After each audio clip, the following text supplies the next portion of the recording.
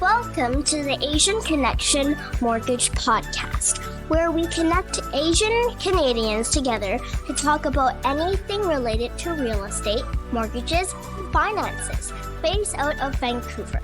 Our host is John Lee, mortgage broker with Arise Mortgage. Grab a bubble tea and enjoy the episode. Welcome everybody to another episode of the Asian Connection Mortgage Podcast. How's it going? Today I have a guest. We've got Olivia Ho. How's it going, Olivia? Good. Thanks for having me today, John. Yeah.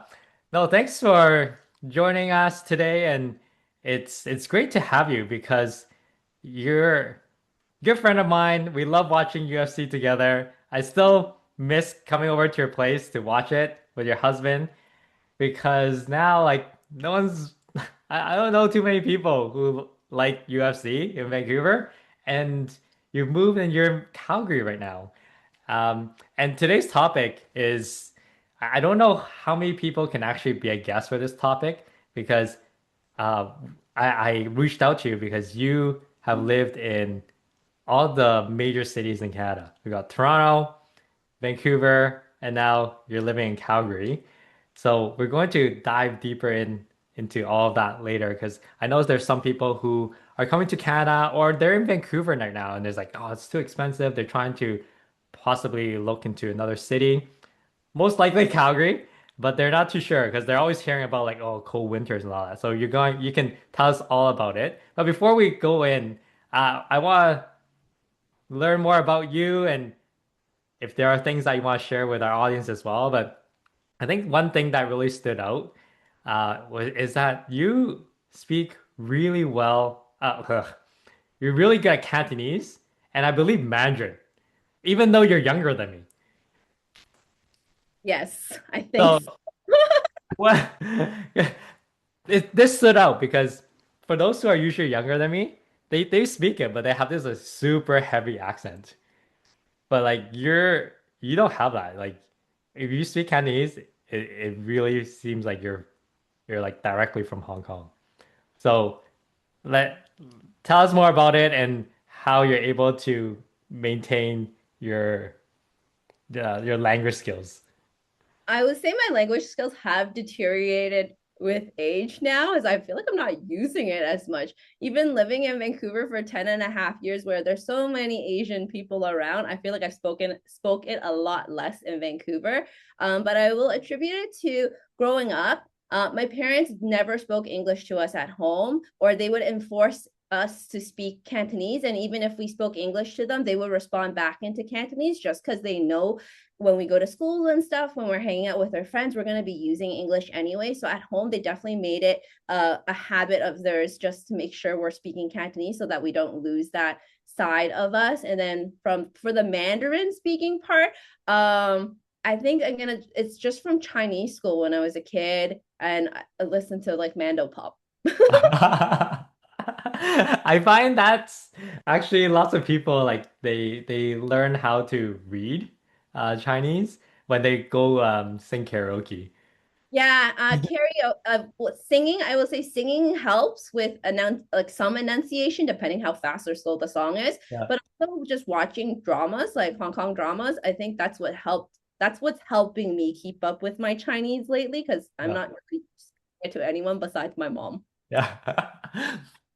I have a feeling like in a few years you're gonna pick up Korean because I think you're kind of into K-drama as well. I'm not the biggest fan. I watch K dramas, but I know there's some people that are huge into K-pop. I don't listen to K-pop for starters. I'll know like the popular songs that everyone else knows too. I had I started watching K drama during the pandemic because Netflix kept releasing K dramas, but even then I only watched like 2 to 4 a year at max. That's still quite a bit, but you Yeah. know there are some really good ones. But and once you start, you just gotta finish it as soon as. Yeah, no, I agree. It's just a commitment because if it's like a Cantonese drama or an English show, I can just have it in the background. I like to multitask. Whereas if it's Korean, then I have to read the subtitles. So it's like an investment of time too.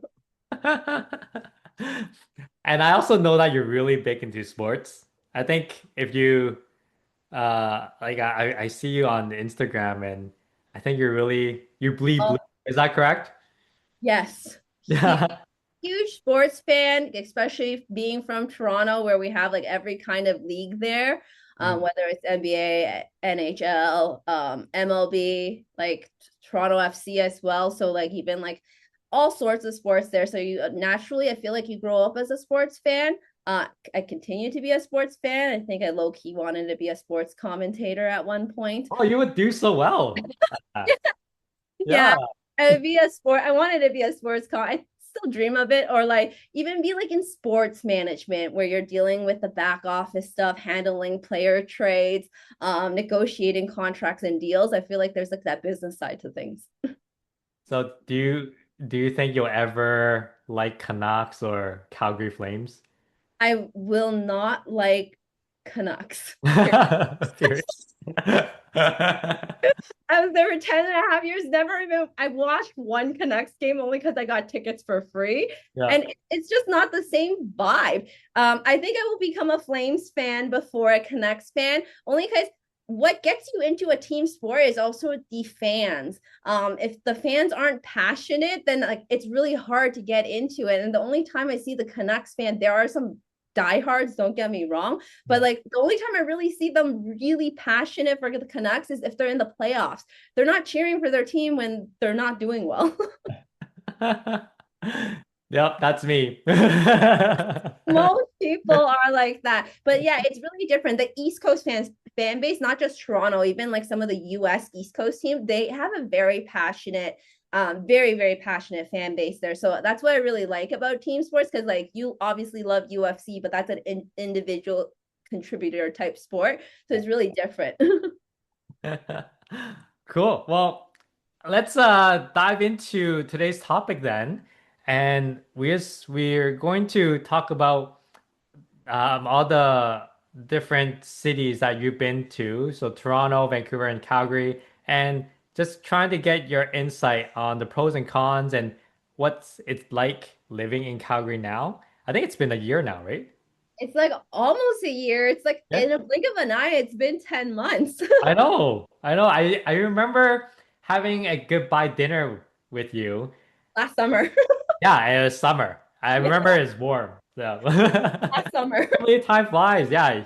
So I'm really excited to learn more. So, but I want to know like if you can just walk through your journey. So like what led you to move to Toronto and then Vancouver and then Calgary? Yeah. Well, I was born and raised in Toronto, even though you emphasize that my Cantonese sounds like I'm from Hong Kong. I was born and raised from Toronto, so I grew up there. And then I moved from Toronto to Vancouver in 2014 for a job opportunity at the time with one of the largest construction companies in North America.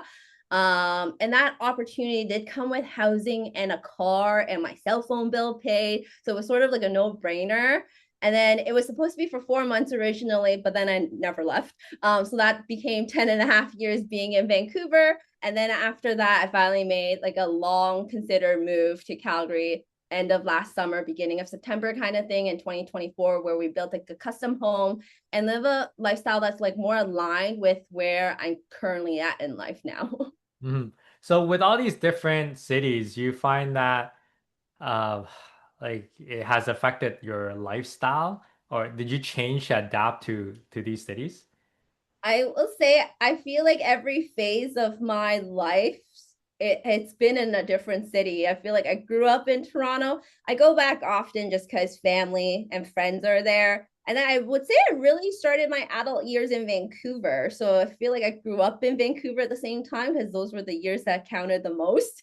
And then now I'm in Calgary, where it is a city, but it's a definitely slower pace and more aligned to me because I feel like I feel like with the pandemic, I've just enjoyed a grandma lifestyle.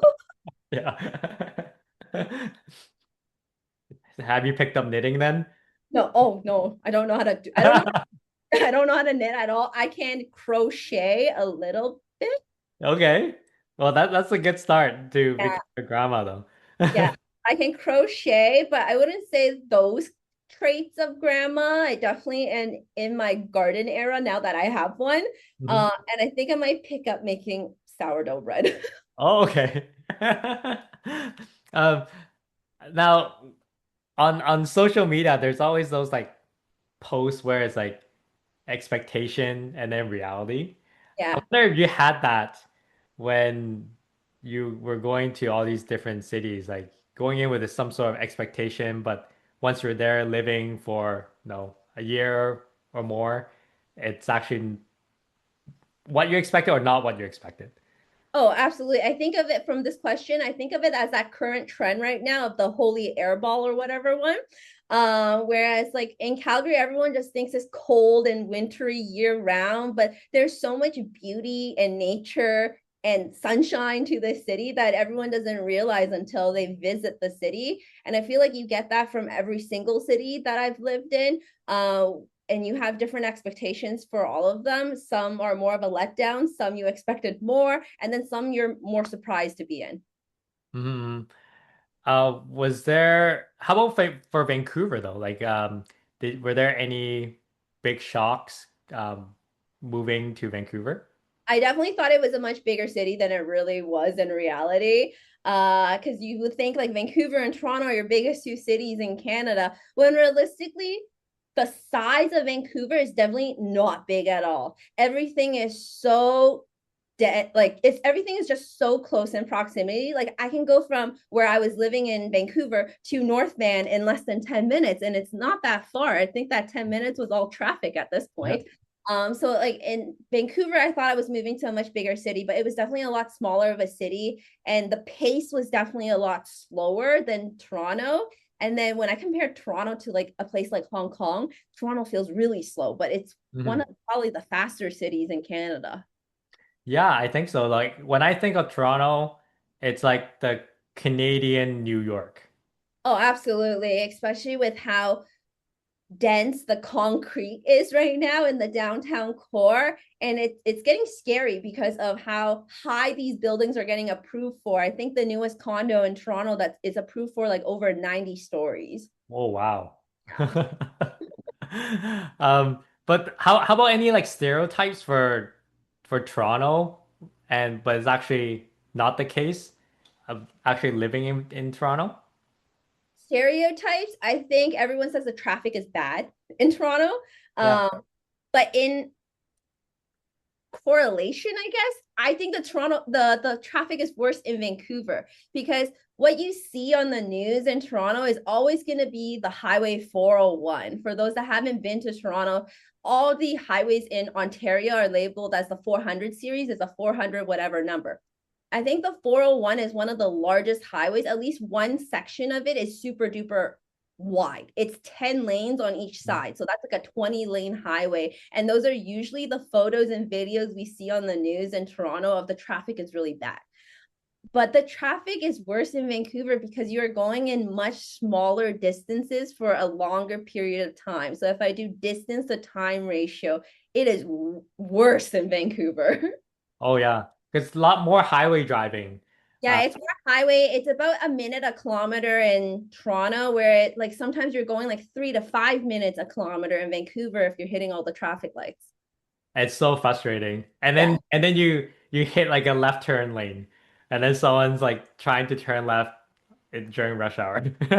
But the left turn doesn't even bug me the most. What bugs me the most is when it's a 2 lane road, someone's turning left, someone's turning right, and there's a pedestrian crossing on the right, and it's a green light and nobody can go straight. I want to talk more about the housing and real estate since you've been living in these three different cities. And housing and real estate is a huge topic in Canada.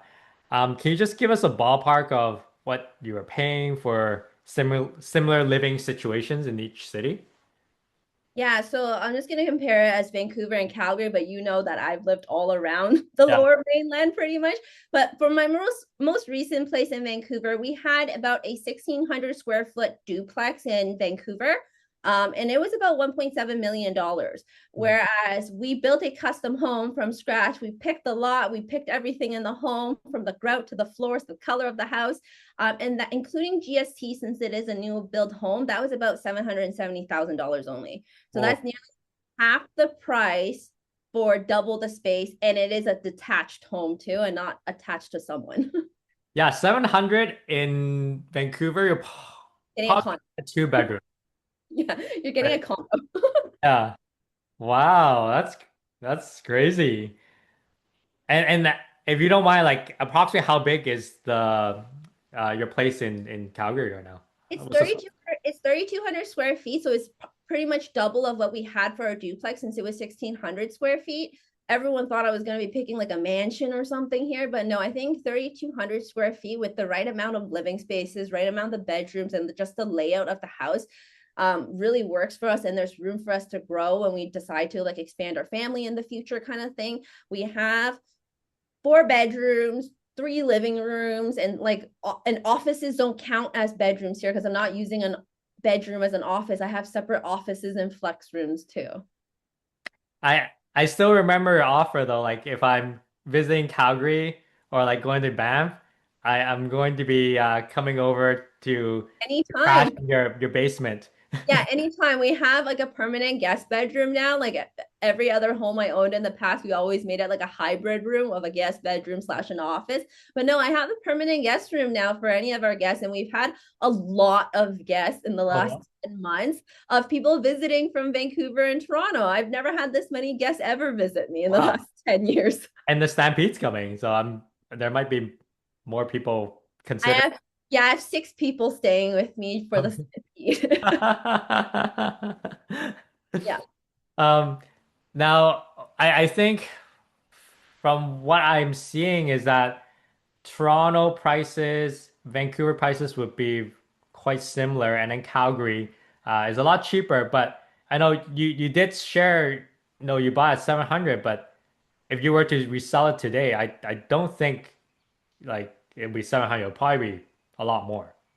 Yeah, no, and I know like from May to June sales in Calgary, a detached home is now averaging about 850K ish, or 847K is what a detached home is currently averaging in Calgary. I did get my Alberta assessment, so our home is about high 900K, just under $1 million now. So it Okay. has increased a lot. The Calgary real estate market, I think, is it's slowed down now just because the market is slow across the board, but it's still growing compared to Toronto and Vancouver because we've seen it slow for quite some time now. The prices have also gone up astronomically, especially if a local Calgarian is going to be talking about it. But coming from Toronto or Vancouver, the numbers are just so affordable still. But the growth is insane over the last 2 years for the real estate market here because when I was first looking at potentially moving here, a house was going to cost 500K, Yeah. not 770. Yeah. And so we talked about the real estate, but how about just like your everyday like living expenses? Would it be still about the same as Vancouver or is it cheaper? And how about the quality of life in Calgary?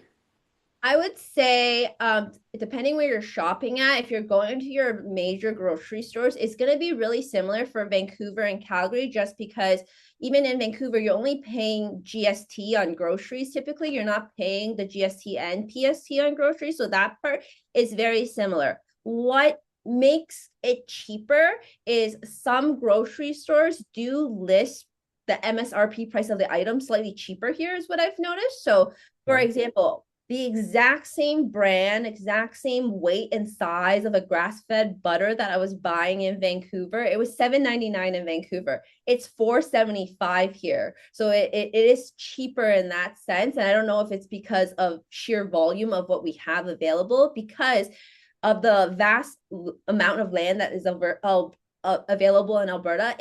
There's a lot of farms. So where your groceries can become cheaper is if you are buying things in bulk. And I'm not just saying like Costco bulk. I'm saying going to your local farmers here and buying things in bulk, like purchasing a cow, is going to be a lot cheaper than buying 4 pieces of steak at Costco. How about dining out? Would it And be higher it's or lower than Vancouver? Because Vancouver is expensive. Like It, Yeah, Vancouver is probably, I would say it's most expensive in the sense, if we don't even look at price tag, even looking at portion sizes, it's the smallest in Vancouver too, right? So it's definitely going to feel more expensive. Toronto, you're going to get the diversity, but it's still expensive. And the tipping culture has just gone outrageous for dining out too in Toronto and Vancouver. how's Um, the shopping culture in Calgary? the machines are normal. They start at 5%, 10%, 15%. Seriously, 5% for tips? Yeah, now I feel more obligated to tip them more because the machine was so fair. But yeah, the tipping culture, like the machines, at least are not setting them at outrageous amounts. I'm sure everyone's still tipping a little bit more. Yeah. But yeah, we definitely have dined out of more times here than we probably have in the last 2 years of Vancouver, just because of affordability and people visiting us. Um, I think the two most popular things that everyone wants to try when they come here. The first one is probably because I hyped it up. There's this Japanese place here that serves a $50 omakase. The fish is flown in daily from Japan, and then they dry age it for 30 days before they serve it. So it's a really good deal for $50 because I don't think you could find $50 omakase in Vancouver. Oh, It's incredible. So everyone that comes from Vancouver always wants to try that one. So I think I have overhyped it at this point, but it is really good. And then the second thing that everyone really likes here, interestingly enough, is Korean barbecue. Because of Alberta beef, Korean barbecue is unreal here, and there's a huge Korean like population here because I feel like there is more Korean barbecue here than on North Road. oh, that's interesting because North Road is like Korean town. Like every Exactly. There's a lot of Koreans here, and I've noticed it in Calgary. There's a somewhat of it in Edmonton too, but there's definitely a lot of Korean barbecues in Calgary for some reason. And every new restaurant that's opening seems to be a Korean barbecue, whereas like they seem to be hot pot places in Vancouver. and then how about transportation costs? I have a feeling you're going to be bragging about how low your gas bills are gonna be. It depends. So if you Calgary, because the distances are really far, Mhm. um, like if I go to H Mart, it's 50 kilometers, which is quite far, but it's really fast for me to get there for some reason. Yeah. So distances are definitely far if you are outside of the downtown core. So you have to have a car in Calgary, that's for sure, unless you're living in downtown. Whereas at least Vancouver is a bit more accessible with SkyTrain, sea buses, and the buses, even though sometimes they can be a little bit unreliable. But at least it's like you don't have to have a car in Vancouver.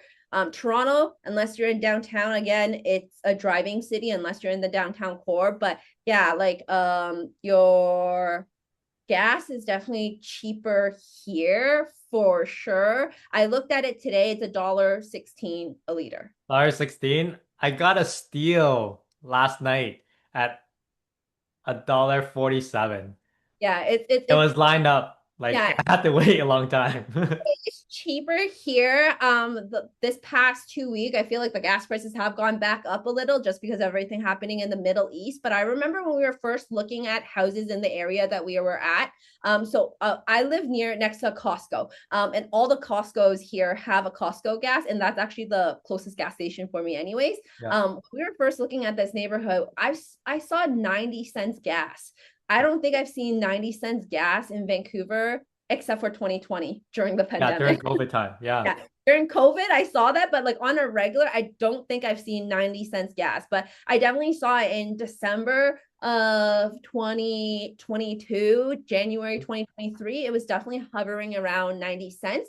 And then I think the beginning of last year in February, that's when the carbon tax hit for Alberta. So it went up a little bit. Did they remove it after the Liberals one?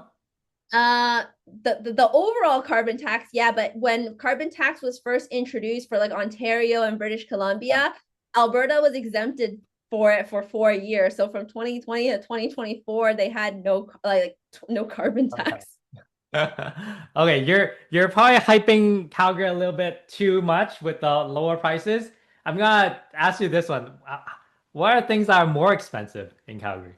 Electricity. And I'll be honest, electricity is way more expensive in Calgary across the board, mainly because it is not government regulated like BC Hydro. There's a lot of different providers here. And similarly with Ontario, there's lots of different providers. So you can shop around for your electricity costs and lock it in like a cell phone plan. So you can shop for rates. And if you lock in a really good rate, that is amazing. But if you don't, it can be really expensive because it's not regulated. So there's a lot more fees. The way to lower it is by getting solar panels, which is really popular here. And especially with the current grant or like incentive that the government has with the greener home loan. I don't know how long that's going to be in place for it. If they run out of money, it's probably going to be gone. But that greener home loan is for people to get solar panels on a 10-year interest-free loan. So that makes it a lot more affordable in that sense. So solar panels can help you lower the cost of your electricity, or in fact free, and you're making money. So electricity is definitely more expensive. Owning an EV car can be expensive too. There are so many EV vehicles in Toronto and Vancouver right now. I see it rising, the number of vehicles in the last 10 months in terms of Teslas and whatnot.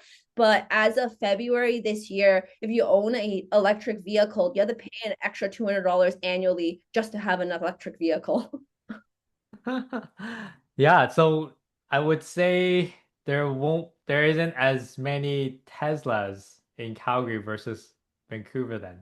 When we first moved here at the end of the summer, I barely saw any. And then now I am seeing more of them, which is shocking, especially because there's this $200 annual fee, which isn't significant in the grand scheme of thing over the year. But we're in oil country here. So everyone is still like very passionate about their gas powered vehicles. Yeah. Well, I now want to transition to taxes and income. So, you mentioned taxes being lower in Calgary. So, can you share with us exactly what's lower in Calgary or So Alberta in general? for Alberta in general, so your federal income tax is going to be same across the board, regardless of where you live. It's the provincial taxes that you're going to be saving a little bit. I would say up until last week, though, unless you're making about $151,000 or more, it might be cheaper in Ontario and British Columbia for anyone that's making less than 151,000, just because the buckets, like the brackets for Alberta, are quite large. They're not like 40 something thousand to 60,000 brackets. They are large brackets here. But last week, the province introduced a new tax bracket, an extra one, which is 8% on the first $60,000. And that kicks in on July 2nd. So that helps for people that are making less than $151,000.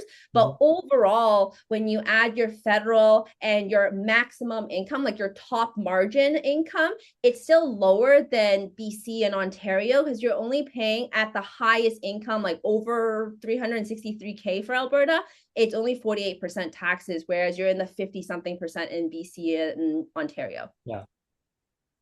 I can't believe you said only 48. I know it's lower, It's but lower, for but someone yeah, who doesn't live in Canada, they're like, and hey, it's 48%. it's crazy, but the 48% is the highest Yeah. amount. So like if you're exceeding the highest bracket, then it's 48%. Similarly for like BC, if you're at the highest bracket, it's like 53%. And then if you're at the highest bracket in Ontario, it's like 53.5% or something like that. So Yeah. it is like 5% cheaper in terms of income taxes. So yeah, it's a little bit it's cheaper on that front. What other taxes, or are there things that are exempt in Alberta that other provinces have to pay, but you don't have to in Alberta?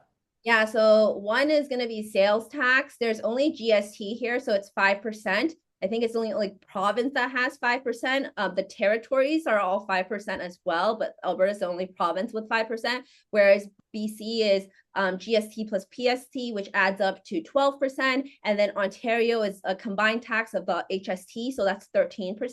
So if you're buying something that's like $1,000, for example, in Alberta, you're only paying $1,050, whereas in Vancouver or British Columbia, you'll be paying $1,120. Yeah. Yeah. That's So a huge one. Yeah, it adds up over time, especially on larger ticket items. That's when you'll notice it because you might be saving upwards of hundreds to thousands of dollars. I have friends and family from Vancouver and Toronto that has definitely used my address as a PO box in the Yeah. last 10 months. Because I fly back often to both places, just because the flights are so inexpensive and it's like an up and down flight to Vancouver. So they know I'll bring it back for them. So yeah, my address has definitely become a PO box. Um, and oh, we were talking about property transfer tax. That's Yeah. So everyone in Vancouver, like when you're buying a home, you're gonna have to pay. If it's a new home, you're gonna have to pay GST, and then you're at closing. There's gonna be your property transfer tax with those pricing buckets. Your first 200K is at 1% or whatever kind of thing, and then you might be exempted for first-time home buyers. Similarly, in Ontario, it's the same tax. They just call it different. They call it land transfer tax. The brackets are the brackets for the first 1% or 0.5% is slightly different from Ontario, but it's a very similar concept. The only annoying weird thing for Ontario is in particularly if you're living in a Toronto city code. So if you have a Toronto posted code, you are paying double tax because the city of Toronto has their own property transfer tax or land transfer tax. So you have to pay it twice. So you have to pay the Ontario land transfer tax and the City of Toronto land transfer tax. But if you live in Richmond Hill, Markham, you only have to pay Ontario. And then whereas Alberta, there is no such thing as property transfer tax. When you purchase a home, you only have to pay like a very, very minimal admin fee just to register the title. Yeah, and then plus legal fee, which is the same everywhere. Yeah, the legal fee is the same Yeah. everywhere. So you're saving thousands of dollars. So like on like $1 million home in BC, you're going to be paying like $18,000 in property transfer tax. In Ontario, you're going to be paying a little bit less than BC, which is about 16,475. However, but if you live in Toronto, you're paying $32,000. And Yeah. then in Alberta, it's about $580 of admin fees and registrations and stuff like that. Oh yeah, that's super, That's significant. very significant.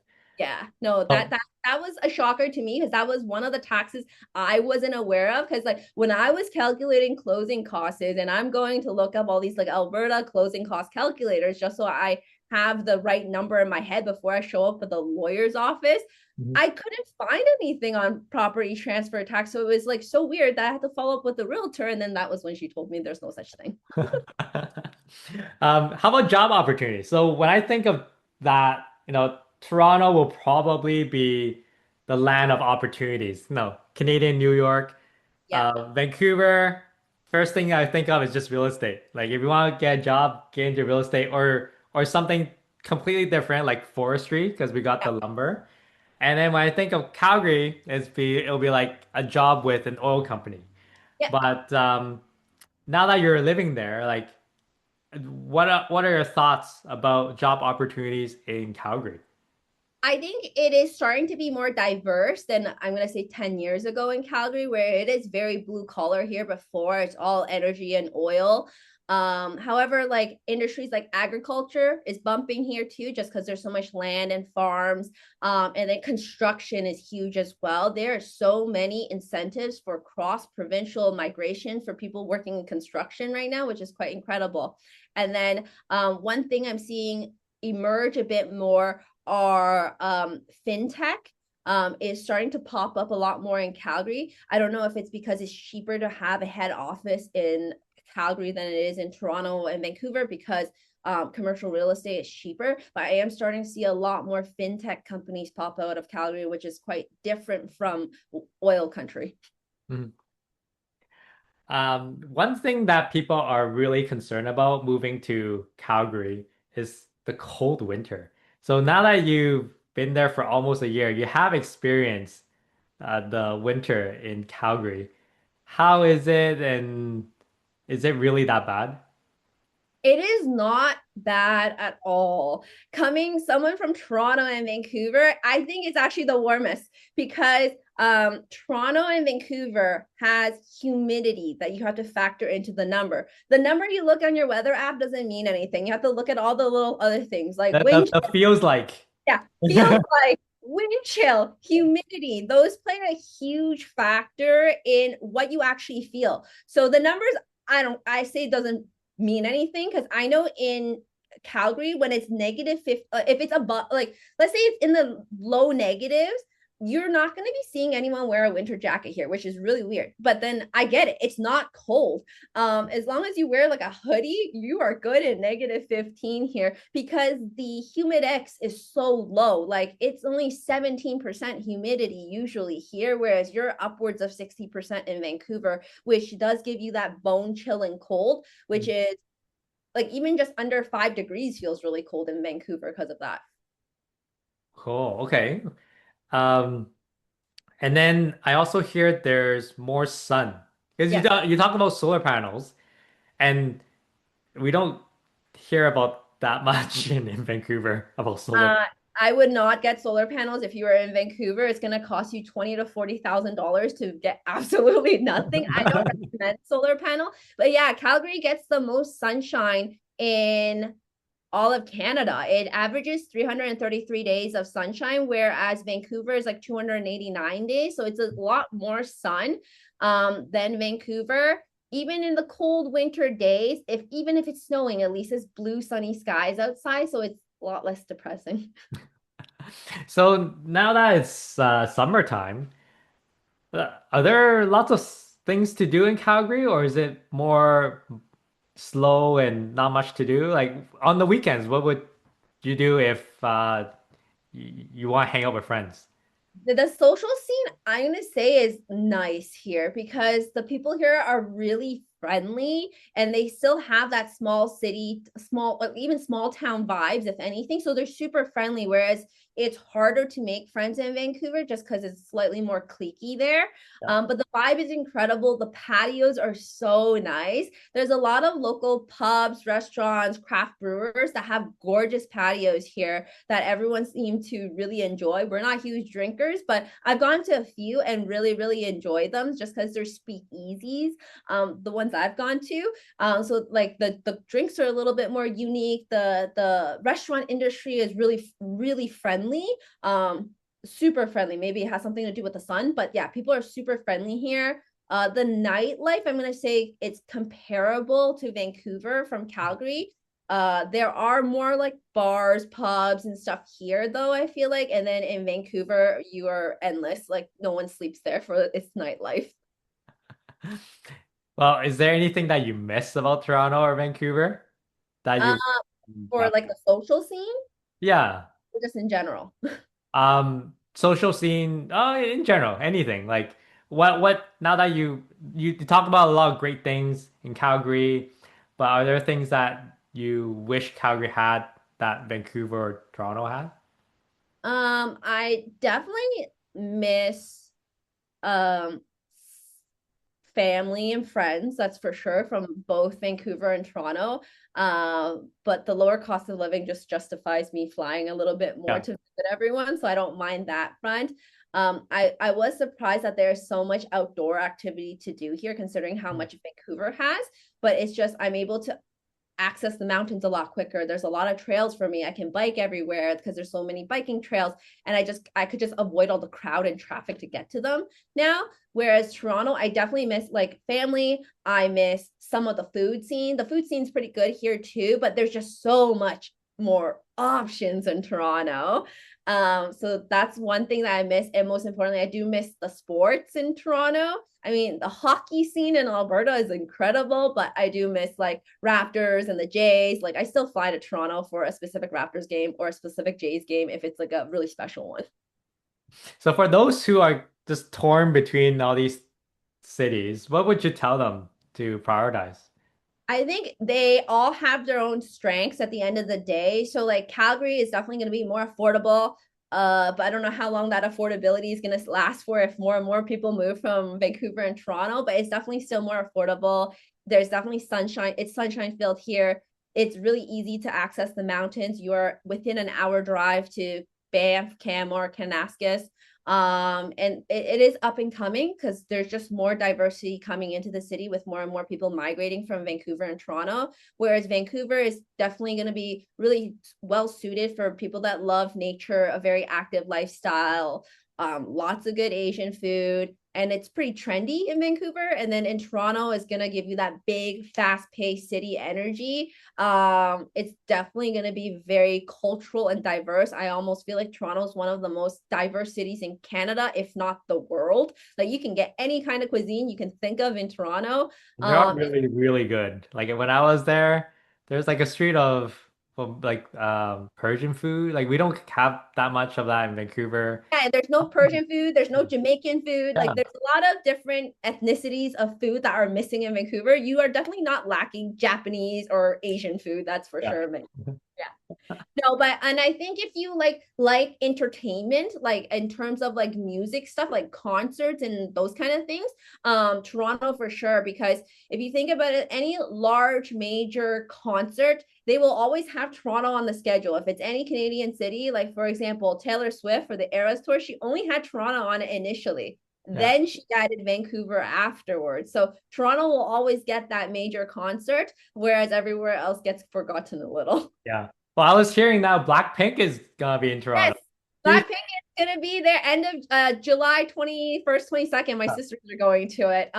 They're opening a brand new stadium in Toronto. It actually opens the beginning of July. It used to be an airport. It's an old, smaller airport in Toronto. Coldplay is playing there. Yeah, Coldplay is gonna be there. There's a lot of big. It's like a space like how Coachella is for LA. It's an outdoor venue. Cool. Yeah. Blackpink is definitely not in my area. I know so many people from Vancouver that's flying to Toronto for Blackpink. So yeah. I met someone yesterday and yeah, they're going to Toronto just to see the concert. Yeah, I had a lot of people message me. Their second show though. The first show got sold out and then they launched the second show. Yeah, no, I've had so many people, like my hairstylist has messaged me, hey, what's there to do? Because the thing is, what people don't realize is that venue is not in Toronto. It's in North York. Oh, okay. Yeah, so I think that was one thing that I had. I'm like, you guys make sure don't book a downtown Toronto hotel because it's going to take you forever to get up there with all the traffic. And this is my last question. So you mentioned about how you were in different cities for different life stages. And if you were to do it again, so like going to school and growing up and then working and then now married and with your job trying to get promoted even higher, like would you do anything different or would you pick another city for a particular stage in life? I think I really enjoyed being really open-minded and just exploring Canada at this point. I don't think I would change anything. I quite like what I've accomplished and have done, the people I was able to meet. If there was any regret, maybe I would have trimmed down the years in Vancouver and maybe moved during COVID or something like that. But again, had I not stayed 5 extra years in Vancouver during like the pandemic years up until 2025 now, there would be a lot of people that are in my network now, including yourself, John, that I would never have met. So I don't think I regret any of it. I definitely still love that I grew up in Toronto. I went to school in Waterloo, definitely the #1 school. I don't regret any of that. And definitely the network of people that I've met in Vancouver is incredible, though most of them are in real estate, I will say. So yeah. Well, thank you so much for your time and for sharing your experience. This was very interesting. I was really looking forward to this because Calgary is also a place where I was like, oh, maybe it could be considered. And yeah, I think you're kind of my guinea pig and you can experience it all firsthand and you can tell me all about it. And that's why I was really looking forward to this episode. Yeah, no, thanks for having me today. Yeah, well, thank you. And I guess I hope to see you again in Vancouver when you visit. Yeah, no, I will be back a couple of times this summer. Nice. All right. Well, see you then. Okay, thank you. Okay, see ya. Thank you for tuning in. If you enjoyed today's episode, please consider giving us a review and subscribing to our podcast on your favorite platform. Thank you for listening, and we'll see you next time on the